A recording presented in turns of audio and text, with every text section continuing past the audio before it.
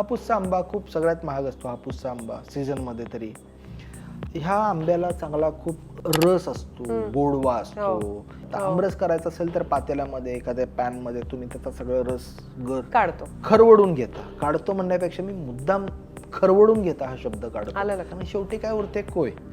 कोय तुम्ही घरात जपून ठेवता का कधी? आजपर्यंत किती कोय तुम्ही जपून ठेवले? एक पण नाही. किचनच्या कट्ट्याच्या खाली जे काही डस्टबिन आहे त्याच्यात ती कोय टाकून देता किंवा दुसऱ्या दिवशी उकिरल्यावरती ती कोय फेकून देतात.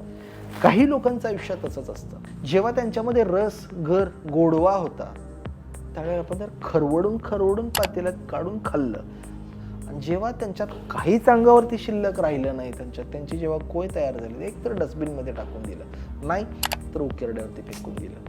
मग मी आणि मनीषा काय करतो तर लोकांनी फेकलेले जे अशा कोयी असतात ना, हे कोयी आम्ही उचलतो, त्याला परत स्वच्छ करतो, परत जमिनीत रिप्लांट करता आणि आम्ही त्याला रिप्लांट करण्याचा प्रयत्न करतो आणि परत त्याच्यापासून एखादा हापूस आंब्याचं छान मस्त झाड तयार व्हावं. त्यापेक्षा